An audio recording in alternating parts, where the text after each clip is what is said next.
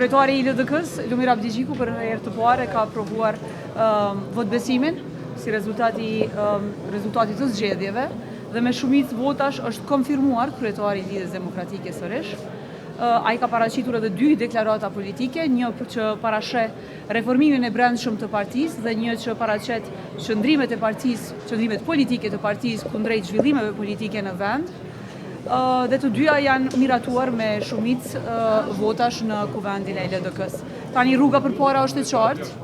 Kryetari Abdigjiku është përgjegjës për ta reformuar LDK-n, për të ndërtuar një strukturë e cila do të reformojë në degët, kryesinë dhe gjithë strukturën partijake për të dhënë rezultate të tjera dhe për të marrë legjitimitetin nga të gjitha nivelet në bazë të meritokracisë. Përfotoni reformimin e partisë, ai bie pushimi edhe i pozitave të përfshirë ata që kanë qenë pak rrallë me Lumir Abdigjiku që kanë kërkuar. Ne kemi miratuar një deklaratë që ka të bëjë me ristrukturimin, ku kemi miratuar disa parime, ku për shembull personalitetet të ndryshme nuk mund të mbajnë 2 poste njëkohësisht. E kështu me radhë janë disa parime të përgjithshme që e definojnë pastaj edhe sigurojnë përfaqësimin e të gjitha niveleve. Asnjëherë nuk do të bëhet ndonjë anashkalim ose diskriminim i atyre që kanë votuar kundër. Kjo është vetëm një gjë dëshiroj t'ju a them, që nga përvoja ime edhe akademike dhe e jetesës ime në Gjermani votbesimi kalohet me votim të hapur. Këtu në LDK, në Kosovë, ndryshe nga çdo parti tjetër, po dhe ndryshe nga vendet evropiane, ne kemi shkuar me votim të mbyllt për t'ja dhënë mundësinë se cili delegat ta jep votbesimin e tyre.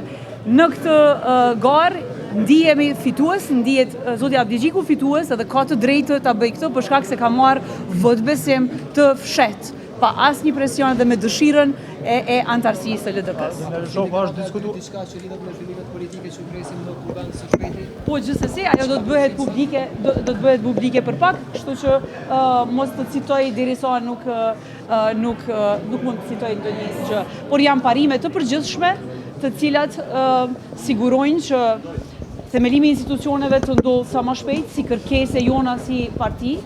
Ne do t'jemi bashkëpunues për aq sa kemi obligim dhe përfaqësim në kuvendin e Kosovës, gjithsesi do të sigurojmë dhe të kërkojmë llogari nga partitë të cilat kanë marrë shumicën për formimin e institucioneve dhe do të kërkojmë respektimin e Kushtetutës së Kosovës në të gjitha institucionet, duke përfshirë edhe zgjedhjen e presidentit. Zonja Shoka, do të keni vot edhe për listën serbe, pasi që në fakt nëse do të bëhet në kryetar se e kemi një në fakt ankesën e tash ka bë listë serbe edhe në Kosovë sa i përket rizgjedhjes së kryetarit, pasi që e dim se është cilësuar jo kushtetuese zgjedhja në nadrash.